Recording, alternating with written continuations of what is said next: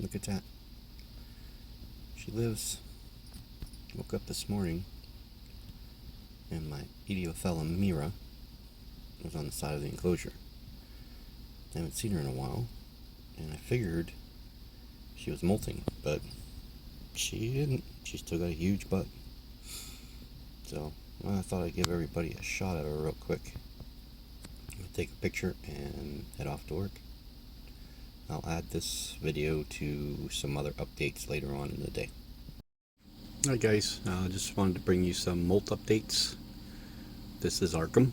Arkham molted last night. Looking pretty good. There is the molt sitting on top of the water bottle there. So far so good with that one. I knew that one was coming. I think I talked about that a couple videos ago. We have that. Try to do this without bumping anybody.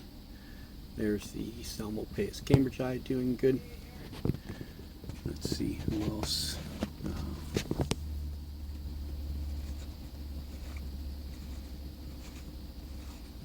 There we are. There's the Tapanakinius geese. Molted, looking good, rehoused.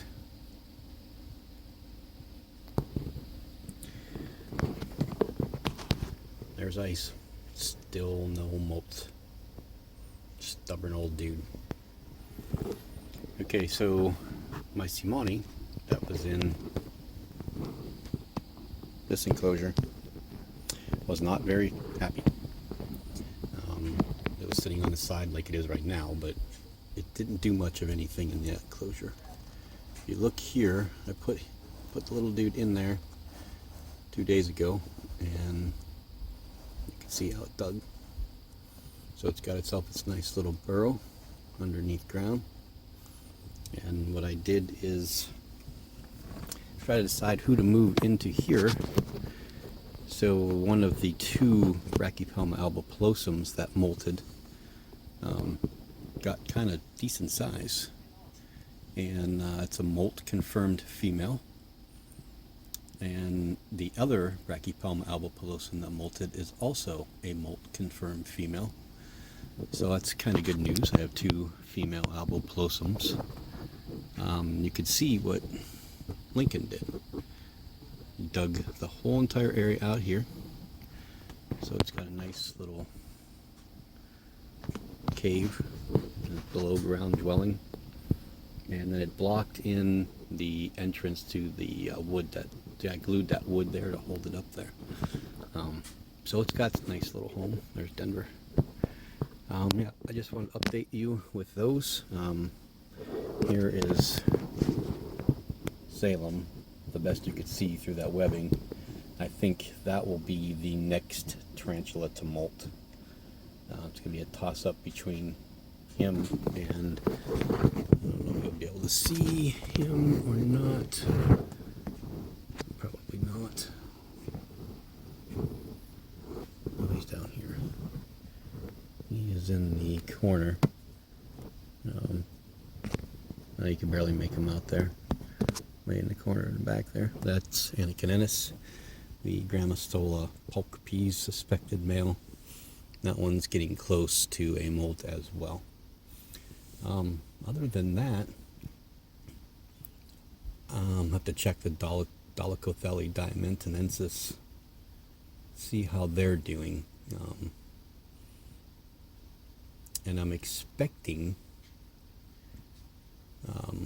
I would think relatively soon, maybe by the end of the month, possibly, the second Davus penniloris to molt. So there's a few molt updates. The two transfers. I also decided that if you look at my P. metallica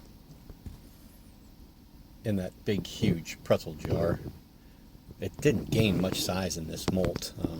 It still looks female or male to me, but it didn't get any real size, maybe a 1/4 inch, 1/2 inch at best. So I think that's the one that's going to move into the other snap tight container. And then we will be all set. Things that are happening, the rufilata will be moving out soon.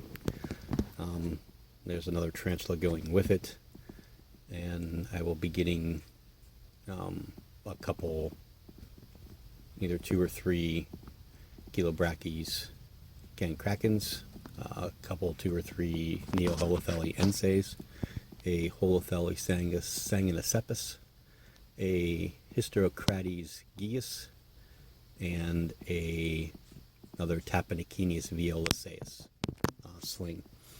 So that's stuff coming in, and then I also have, I'm sending some roaches to a fellow in Ohio to knock my colony down a little bit, to keep it in control. He needs some feeders for his stuff.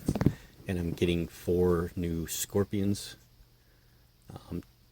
The Babicyrus or Babicurus Jacksoni, 2 regular morphs and 2 chocolate morphs. I think they're second instar scorpions, so that'll be interesting, something different. So yeah, that's where we're at. I'll upload this video along with my update on my Idiothella mira, who was out the other day. I thought she was going to molt, and I was wrong. Absolutely wrong. Well, the Samani seems so much happier now. Okay, well, thanks for watching, and we'll see you guys soon with another video. Okay, well, we have another molt. This is the Homoemma species blue. As my son is singing, it doesn't ever shut up.